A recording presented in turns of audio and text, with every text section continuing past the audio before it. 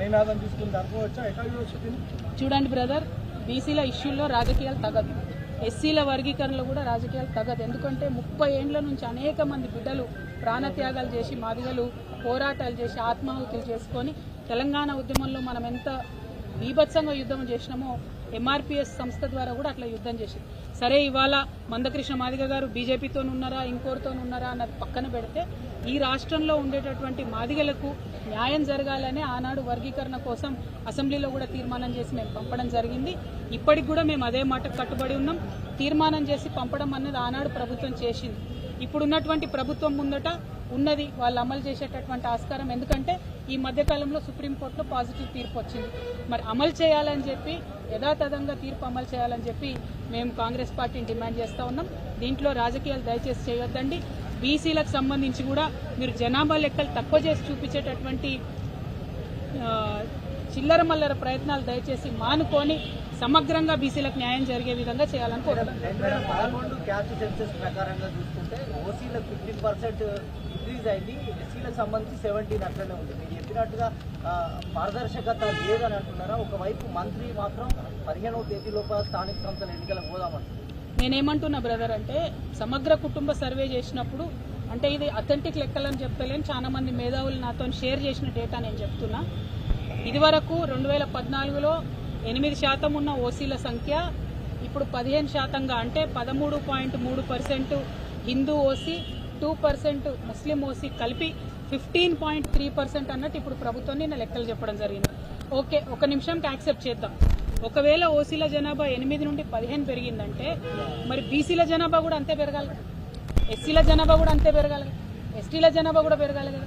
ఒకటే గ్రూప్ పెరిగి మిగతా వాళ్ళు పెరగకుండా ఎందుకుంటారు? నేనేమంటున్నా, తెలంగాణ బిడ్డలంతా మన వాళ్ళు, అందరికి అవకాశాలు రావాలి. హృదయం సాఫ్గా ఉంటే లెక్కలు కరెక్ట్ ఉంటాయి. కాంగ్రెస్ పార్టీ హృదయం సాఫ్గా లేదని చెప్పడానికి ఇది నిదర్శనం. నేను అందుకే ఏమంటున్నా, నెపం వల్ల మన మీద నెడతారు రాజకీయంగా. కాబట్టి నేను బీసీ బిడ్డల తరఫున కొట్లాడుతున్నటువంటి వ్యక్తిగా ఒకటే కోరుతున్నాను, పోనీ నువ్వు చెప్పిన కాకి లెక్కనే ప్రస్తుతానికి ఒప్పుకుందాం. అంటే 56.3% వస్తుంది. 56.3% మా వాటా మాకిచ్చి బీసీలకు రిజర్వేషన్ ఇచ్చి స్థానిక సంస్థల ఎన్నికలు జరపండి.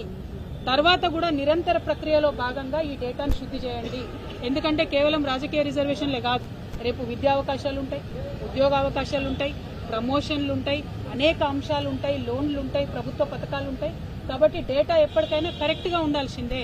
సో కేసీఆర్ గారికి కాంగ్రెస్ ప్రభుత్వానికి ఉన్న తేడా ఏంటంటే, లెక్కగానే ఓపెన్గా మేము చెప్పి ఆనాడు పథకాలు ఇచ్చినాం, వీళ్ళు మాత్రం మభ్యపెట్టేటటువంటి ప్రయత్నం చేస్తున్నారు.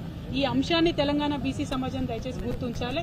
ఎట్లా అయితే ఓసీల డేటా పెరిగిందో, జనాభా పెరిగిందని వాళ్ళు చెప్తున్నారో, ఎట్లా అయితే మిగతా వాళ్ళ జనాభా పెరిగిందన్నారో, వాస్తవానికి బీసీలకు కూడా పెరగాలి. మరి బీసీలకు తగ్గుతుంది ఎట్లా, మిగతా వాళ్ళకి పెరుగుతుంది ఎట్లా? ఈ క్లారిటీ ప్రభుత్వం ఇవ్వాలి.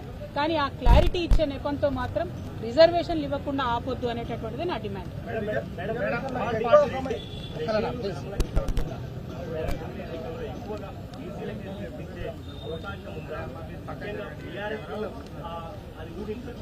బాబు, ఆంధ్రజ్యోతి బాబు, నువ్వు తెలంగాణలో చిచ్చుపెట్టకయ్యా.